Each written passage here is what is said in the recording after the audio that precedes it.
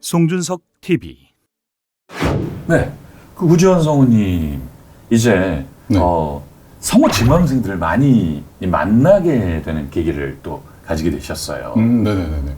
성우로서 그냥 이 활동하시던 것과 이제 어느 멘토가 되셔가지고 이제 움직이게 되셨을 때 새롭게 생긴 뭐 고충?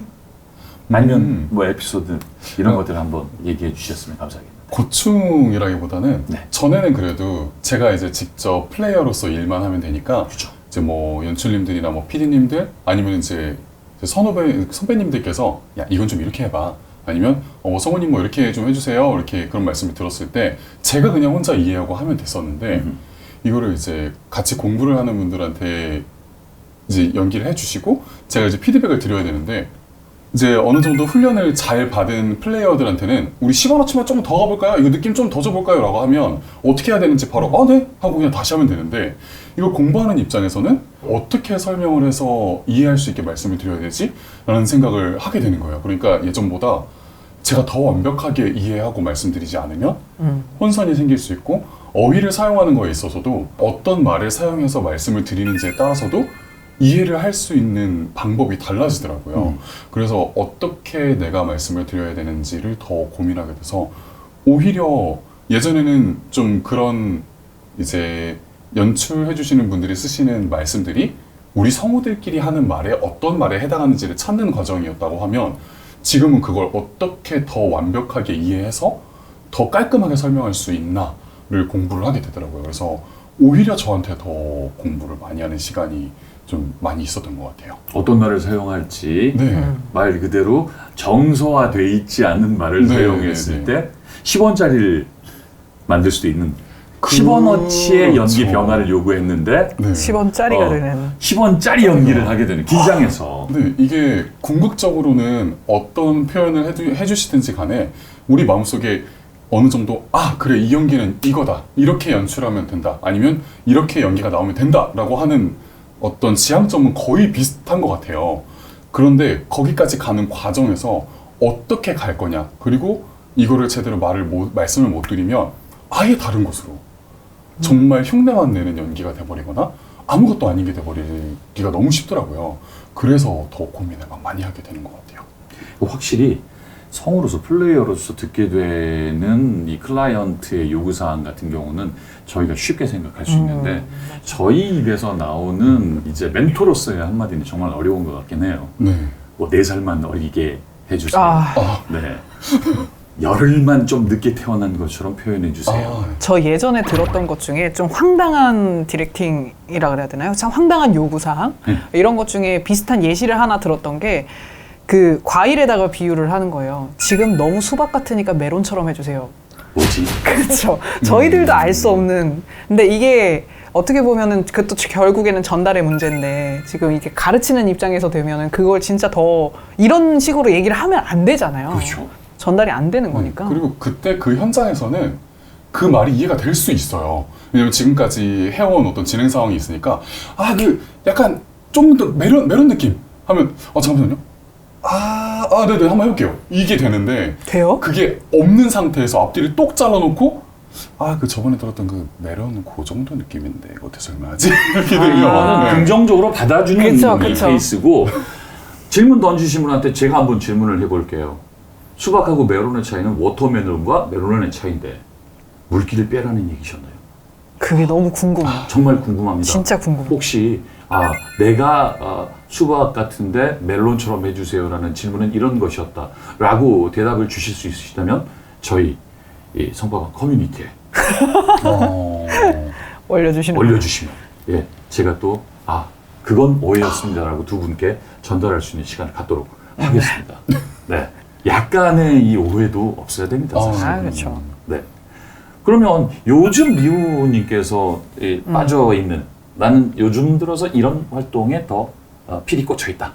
저는 약간 비슷한데 다른 맥락으로 저는 연출에 관련한 부분. 연출. 네, 그러니까 이거는 어떻게 보면은 학생을 이끄는 멘토의 입장이라 그러면 그렇죠. 저는 작품을 이끌어야 하는 시점으로 봤을 때에 제가 디렉팅을 하거나 뭔가를 하려고 했을 때 제가 생각한 의도 혹은 작가의 의도나 아니면 우리가 생각한 그 큰 그림의 의도를 플레이어한테 어떻게 전달하느냐에 문제가 있잖아요. 연출 아까 입장에서. 말씀하셨던 PD로의 재입사?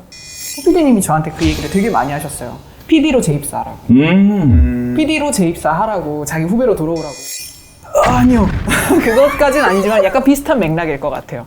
그러니까 그 연출이라는 영역이나 이런 것들을 제가 워낙에 좋아하다 보니까 그 영역을 다시 한번 이제 들어가고 싶어서 그 연출에 대한 부분 그리고 그걸 생각을 하다 보니 아무래도 비슷한데 조금 다른 시각적으로 내가 이거를 어떻게 전달을 해서 플레이어들과 어떻게 소통을 해서 좋은 작품을 만들 것인가 아니면 스태프들하고 어떻게 소통을 해서 좋은 완성본을 만들 것인가에 대한 부분들을 좀 공부를 하고 있어요. 요즘 그거에 대해서 되게 좀 많이 홀릭해 있습니다. 말씀을 들어보니까 정말 이분이야말로 진짜 프리랜서다. 네. 송준석 TV. 영상, 연출, 또 연기 등등 이 다양한 분야로 지금 개성을 살리고 계세요. 그러면 이런 두 분이 성우에 도전하게 되신 계기는 무엇일지 정말 궁금해지는데 어떤 분부터 말씀을 해주실까요? 제가 조금 덜 극적이라서 덜 네, 극적이다? 조금 덜 극적이어가지고 제가 먼저 말씀을 드리는 게 좋을 것 같은데 제가 이제 학교를 막 다닐 때 그때 약간 유행하던 말이 청소년들 꿈을 가져야 된다. 보이스 너네가 앰비셔스. 네, 근데 너희들 뭐 야망이 있고 뭔가 이루고 싶은 목표가 있어야 이제 사회인으로서 훌륭하게 성장할 수 있다는 말이 되게 유행을 했었어요. 그래서 이제 그런 말에 되게 깊게 감명을 받아서 그렇지. 뭔가 내가 목표를 가지고 좀 이렇게 살아봐야 되지 않겠나.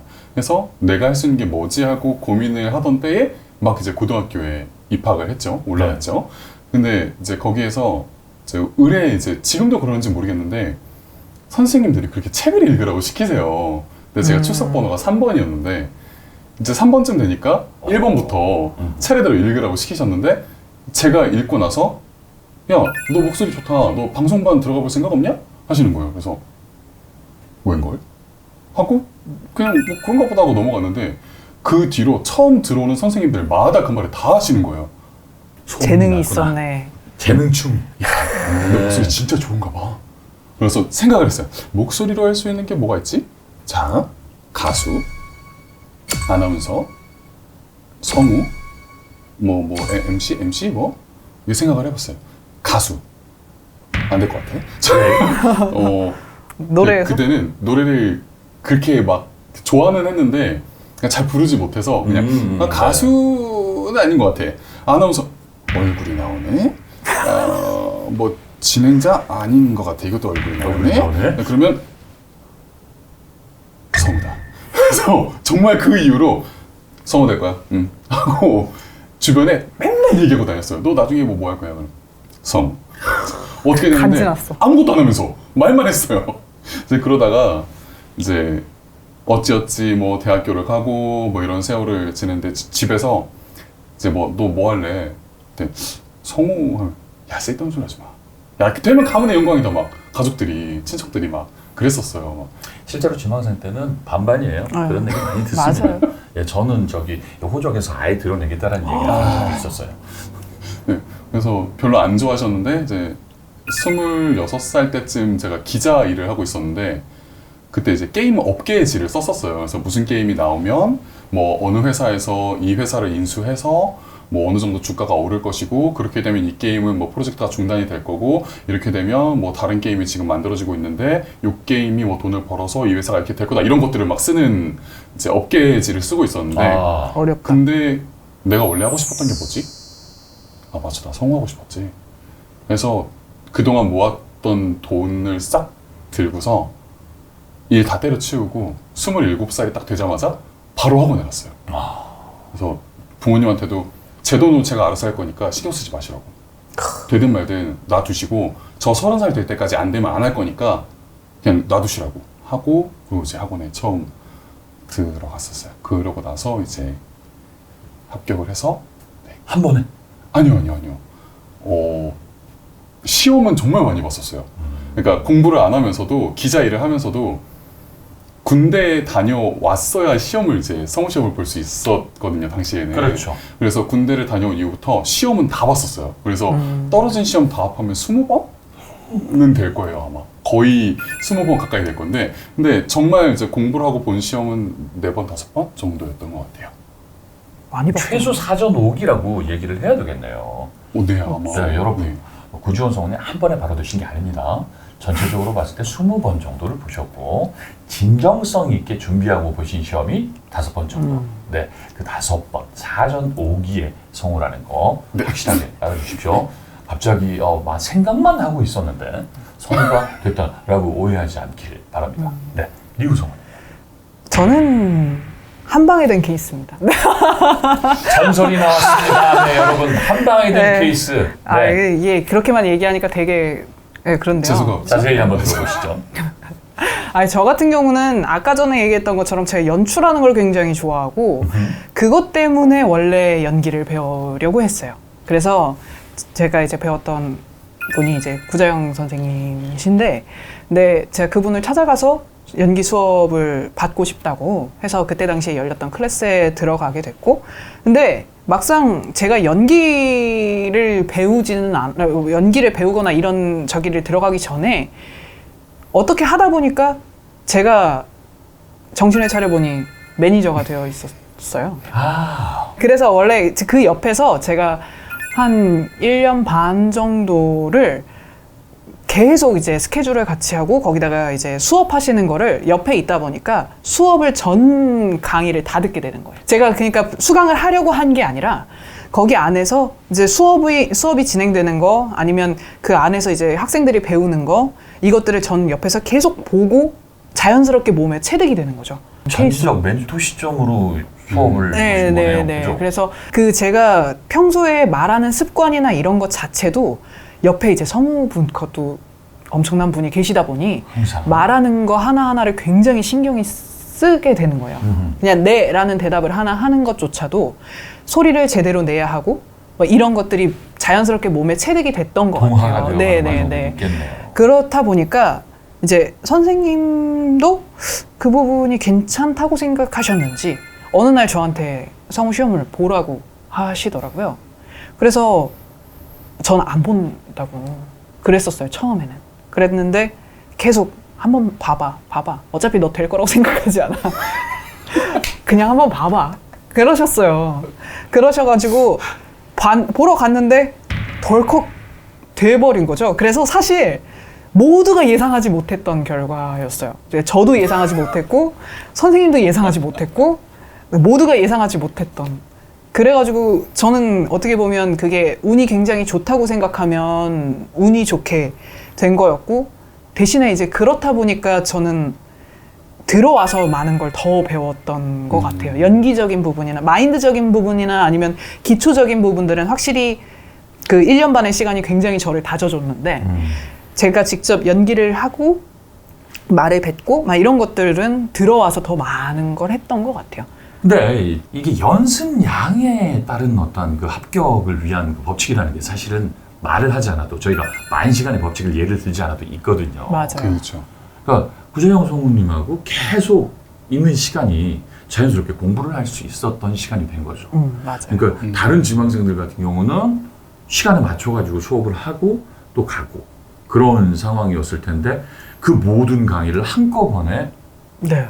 계속 이어서 듣는 아주 집중도 높게 그런 공부를 하셨다고 볼 수도 있겠어요. 네, 그러니까 완전히 공부를 했느냐라고 물으면 조금 애매하다고도 할 수 있는데 나도 솔직히 모르게 했다. 예, 그 시간을 무시할 수는 없거든요. 제가 그 옆에서 보고 듣고 하는 것들이 얼마나 중요했는지를 이제 와서 생각해 보면 와 정말 이렇게 농담처럼 얘기하면 서당계 3년이 풍어를 읊은 것 같은 느낌이지만 그렇죠. 저도 그 안에서 있으면서 자연스럽게 저도 슬쩍슬쩍 해보고 그리고 그 옆에서 같이 시간을 보내면서 저 스스로 나 말 이렇게 하는구나. 그래서 선생님이 하시는 거, 학생들이 하는 거 이걸 직접 보면서 이런 차이가 있구나라는 것들을 직접적으로 체득하는 시간이었던 거죠. 그래서 좋은 기회였던 것 같아요. 사실 이제 전속 성우 할 때 실력이 되게 많이 늘었다고 기억이 되는데 그것도 사실은 이제 우리가 주변에서 듣는 환경의 영향을 되게 많이 받잖아요. 그래서 목소리 좋은 사람이 20명 가까이가 한 자리에 모여서 근데 거기에서도 업계에서 활발하게 활동하고 있는 너무 좋은 소리에 너무 좋은 연기력을 가진 선배님들이 매일 오세요. 이 환경에 노출돼 있으면 정말 그러니까 발성을 이제 연구하시는 분들 중에서도 주변 환경의 영향이 크다. 그래서 좋은 소리를 들으면 그쪽으로 성대가 따라간다고 얘기하는 그런 얘기들도 듣긴 했었는데 그것처럼 목소리가 좋고 발성이 좋고 연기를 잘하는 사람들 사이에서 하루 종일 있다 보면 자연스럽게 내가 노력하지 않아도 어느 정도 올라와주는 부분이 있는데 사실 리우성우 같은 경우에는 구자영 선배님 옆에서 거의 하루 종일을 같이 있다 보니까 그걸 많이 따라갔다는 생각이 좀 들더라고요. 연기에 대한 고민도 고민이지만 소리를 먼저 만들게 되는 네, 그런 케이스가 분명히 그렇죠. 예, 돼 있을 것 같아요. 그냥 말하기가 잘 다져진 케이스라고 봐요, 저는. 굳이 그거를 뭐 발성이나 뭐나 이런 걸로 나눈다기보다 결국엔 연기하는 것도 말인데 그렇죠. 그 내가 평소에 말하는 거를 어떻게 하고 있는지 이런 것들을 스스로 생각해 볼 일이 없잖아요. 사실 일반적으로는. 근데 그거를 굉장히 많이 생각하게 됐었어요. 그때 당시에. 이렇게 해야겠다라는 그 방향성 자체를 날마다 계속 생각을 하게 되면 진짜 다른 분들하고는 비교할 수 없는 몰입도 또 이 집중 맞아요. 그 과정에서 쌓이는 데이터 이거 무시 못하죠.